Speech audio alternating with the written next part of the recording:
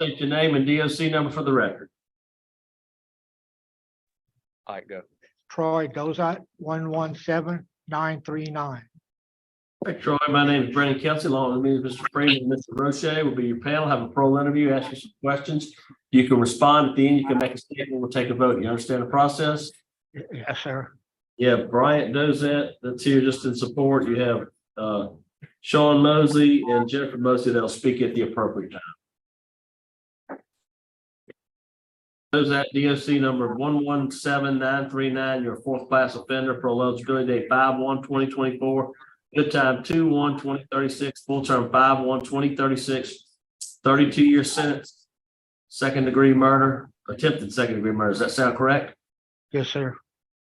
All right, would you answer, Mr. Freeman, please? Okay, Mr. Dauzat, how old are you? 56, And how long have you served on this charge? 19 and a half years. All right. I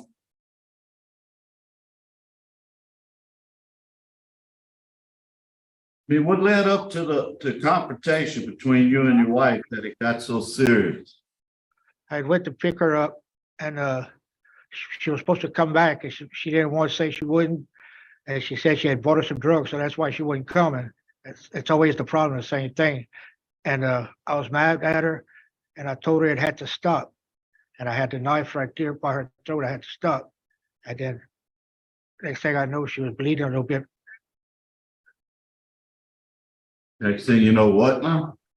She was bleeding where I hit her with the knife. How many times did you stab her? Oh, just one time.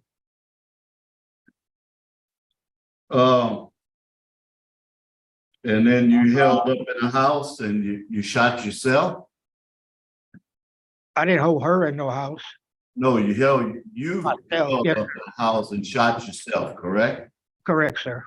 Okay, and what were your injuries? What What was? were your injuries? Oh, shot out 4 ribs, my stomach, and a lung, and some intestines. All right, looking at your supervision record, you have a long criminal history dating back to 1984. You were on for theft, that was revoked. You had a third offense TWI twice. Have you received any treatments for alcohol? Yes, sir. What treatment have you received? NAAA, substance abuse, and when I was on the outside, I was doing AA. Okay. What about any classes? You took any classes with regard to alcohol? Yes, sir. But they told me that you would have my paper stuff, my paperwork. I got It states on here that you hadn't done but one class and you were let loose from 4 or 5 others because of absenteeism. Is that correct?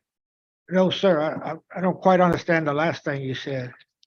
That they dismissed you from class because you wasn't showing up enough. I don't remember, but you want me to say what classes I took? Yes, tell me what classes you took. Okay, substance abuse, AA, anger management.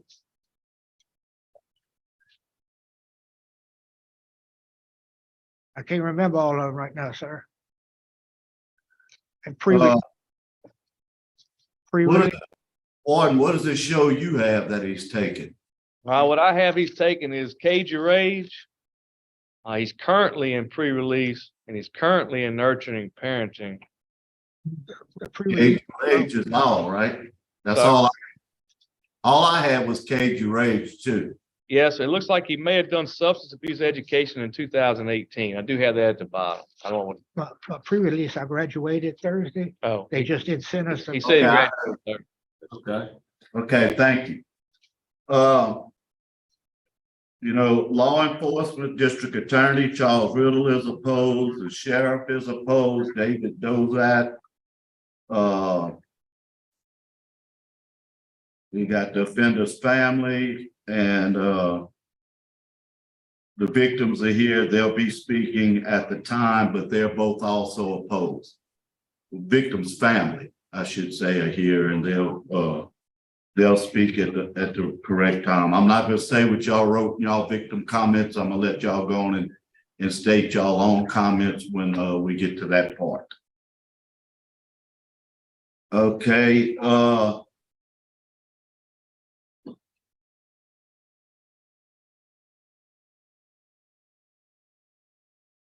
where you gonna live? Where you gonna stay? My brother bought a house in Florida. That's where I'm going. Okay, and what's your brother's name? Brian? Bryant Dauzat, yes, sir. Where does he live? Florida, that's where I'm going at his house. He bought a house in Florida and he wanted me to go live with him and get away from here. Right, good idea. Okay, what are you gonna do to stay sober? Well, he's going to find some places for me for AA, stuff like that, find me a church and stuff like that. Stuff I like to do.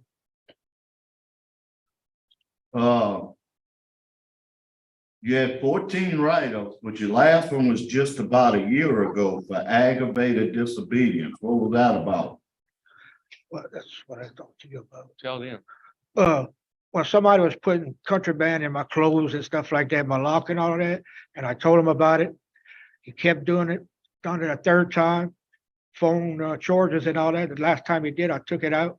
I threw it at him in the bullpen, and I told him, I said, look, man, I said, I'm tired of you doing what you're doing. You'll get me in trouble.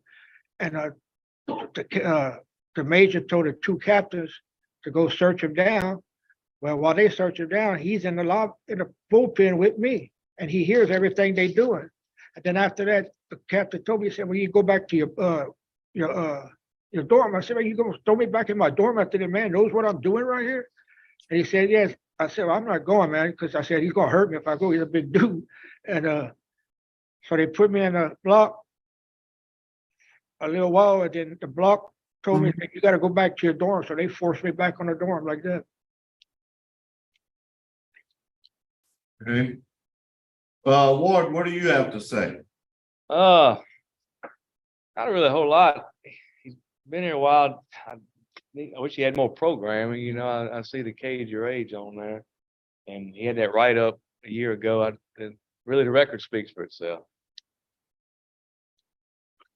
I have no problem. All right, thank you. All right, we'll hear from Sean Mosley.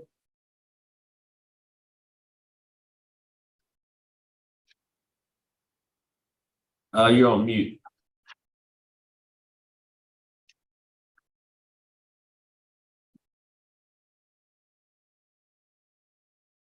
He's still on mute. There he is. Still can't hear you.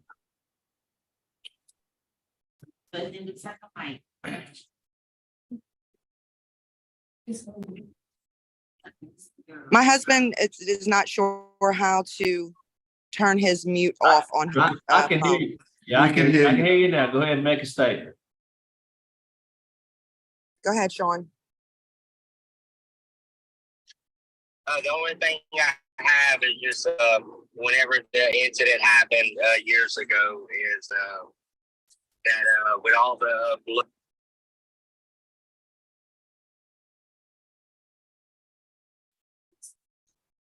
We can't hear you now again. You cutting out. It might be your phone, but I can't hear you. So Jennifer, would you like to make a statement? I can't hear you, Sean. Yes, can you hear me? I can. Yes, I can. Okay, I apologize. My husband's not sure how to work the That's okay. Zoom. That's all right. So just on behalf of both of us, to start with, Troy is lying when he say he only stabbed Jenny one time. Jenny is my husband's mother, and we were at a crawfish boil. I worked for the police department at the time, and we were told to please hurry up and get home.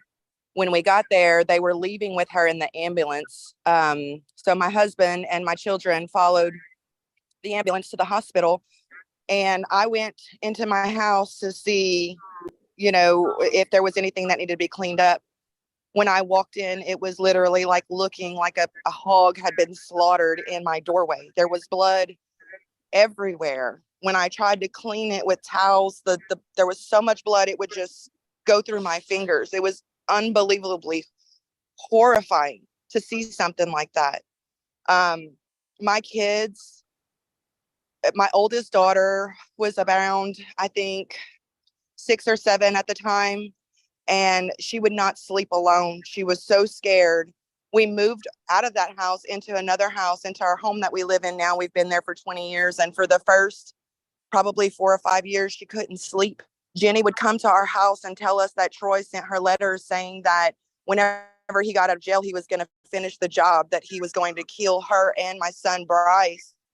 And, you know, she would say this in front of my kids. And so for years and years and years, not just the actual event that happened, the crime that happened, but for years they were terrified. You know, they're both grown adults now, and they've overcome the fear of Troy, but I don't know how they would react if they would see him today. You know, there's no reason for any child to have to experience something like this. And because of what he did to her, he stabbed her 26 times. For the rest of her life, she had trouble breathing, you know, so many medical problems. And yes, she was on drugs. Yes, you know, they both lived lives that were criminal lives, you know, but at the time that she was staying with us when this happened, she was working. She was trying to do better for herself. And because she didn't want to go back and live with him is why this happened. Not because she wanted to stay at my house and do drugs, because we didn't allow that at our home, you know. And so I just plead with you guys to please make him finish his sentence, you know, All right. for my children's sake, Yes, ma'am. That's all we have to say. Yes, ma'am. Thank you for your comments. Thank you. Yes. All right, Troy, would you like to make a statement on your behalf? Yes, sir. She was stabbed one time from me, just one time. I don't know where they get noticed 20-something times at. And after this all happened, she come to the jail, see me every week, once or twice a week, bringing the grandson so I could see him. He wasn't but 2 years old.